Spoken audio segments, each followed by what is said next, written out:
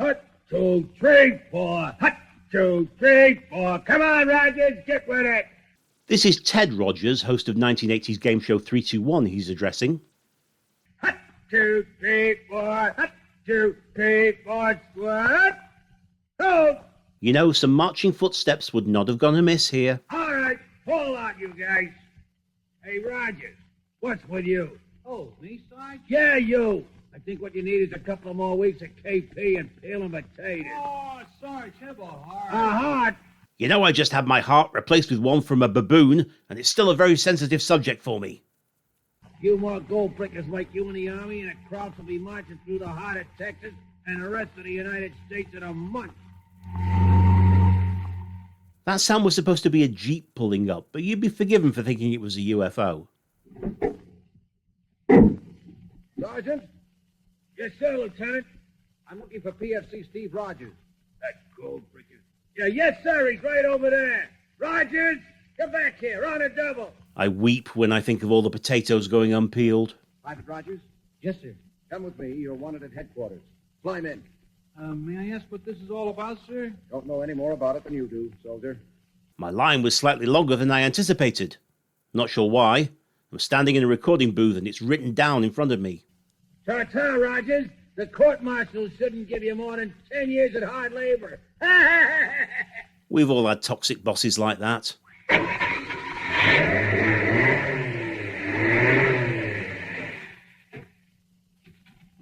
Well, Steve, how does it feel for the famous Captain America to pretend being just plain PFC Rogers? Well, it's not easy. You know, sir, some of those sergeants can be tougher than a five-star general. Present company accepted, sir. You're the least impressive general I've ever met. The top man in G2 didn't get me up here just to ask about my health. What's up? Plenty, and top secret. So important that the whole fate of the world may depend on the outcome of your mission. Sounds mighty grim. It is. Now listen closely. While I yodel the alphabet. A new source of energy has been discovered called atomic energy. Yes, I've read about it. Madame Curie's discovery of radium, Einstein's E equals mc squared formula. Big Audio Dynamite's E equals MC squared record. Still a banger after all these years. Fermi's work with uranium. Right. Glad you're up on the subject, because it brings us right up to date. If this energy could be harnessed in a bomb, it could be 1,000,000 times as powerful as any bomb now known. One small atomic bomb could wipe out a whole city. Everyone's agreed to leave Detroit alone. It's in a bad enough state already. Is it really possible to build one? Well, the government of the United States is betting about $2 billion that it is possible, and has some of the world's greatest scientists working on it right now. Well, where do I fit into this? Unfortunately, we're not the only ones working on the atom bomb. You mean the Nazis? No, I mean the Dutch. Yes, the Nazis. Exactly. We think they have an atomic research project in Norway, but G2 has just uncovered a secret industrial complex for the manufacture of atomic bombs in occupied Czechoslovakia, and that's what we're after. Good grief. Is he secretly Charlie Brown, too? A weapon like that in the hands of those monsters? We've got to stop them. But how? There's only one man we know capable of doing the job. The Submariner? You. Me?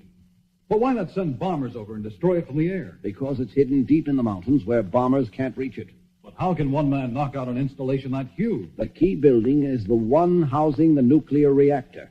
Captain Obvious got promoted to General Obvious. Destroy that, and their whole project will be slowed down for years.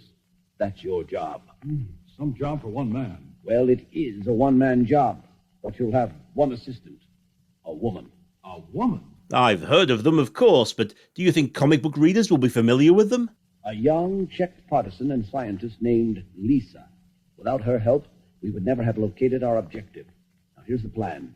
We'll fly you over from a base in England, and you'll parachute in. Your parachute will have the stars and stripes on it, of course, because we want you on brand, even if it makes you an easy target. Lisa will be waiting, and she'll guide you through a secret mountain pass to the reactor. And then once you get to the... Did Steve doze off during the briefing? This could pose a problem later on in the mission. There it is, the main control room. That was a remarkable job of guiding, Lisa. Your accent work, however, not so good. Slipping past all those guards and getting right inside the reactor building. I was born and brought up here. I know every tree, every path, every rock. You must have been really bored when you started memorizing rocks. This was a beautiful place until they...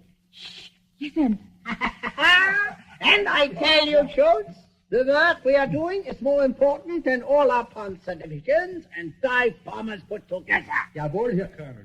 I think they might be the Germans. One bomb delivered by a B-2 rocket will wipe out London. Jawohl, Herr Colonel. And another delivered by a bigger B-2 rocket will wipe out New York.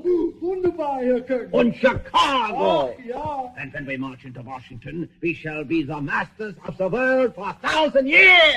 That's a lot of admin, though. Have you thought about rounding it down to 100? Says who? Himmel! What is that? The blue uniform, the mask, The gong he carries around with him for some reason. the shield. It's Captain America. Shoot, Dummkopf. Shoot him. Call the guard. Which do you want me to do, shoot him or call the guards? Because if I try calling the guards while I'm shooting him, they won't be able to hear me over the sound of the gunshots. Bounced right off my shield.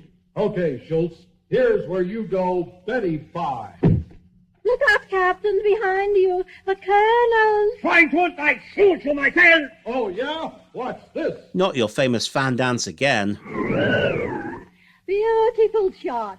You knocked the gun right out of his hands with your shield. And here's where I knock him right out of the ball game. But please feel free to describe it in your own words.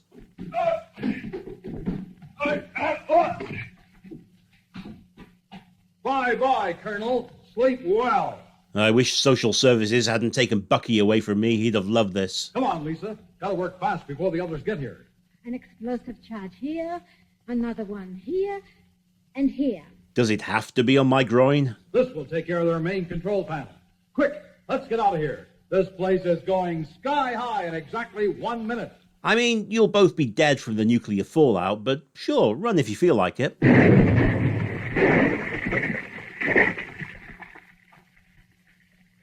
Look, the whole building's gone up in flames.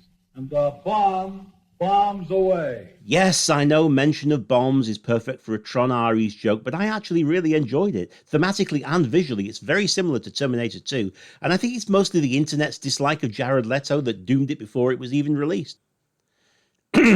Yeah. Anyway. There goes the Nazi dream of world domination through atomic bombs. Come, we've got to hurry. Your rescue plane must take off before dawn. And Dawn likes to take off as early as possible. She's a very competent aviatrix. There it is, exactly as planned. Goodbye, Captain America, and God bless you. Bye, Lisa. See you after the war. When you've had time to perfect that accent. Well, that's the end of Captain America, and if you'd like to hear over 190 more riffs, including Doctor Who, Superman, and all flavours of Star Trek, become a subscriber on Patreon.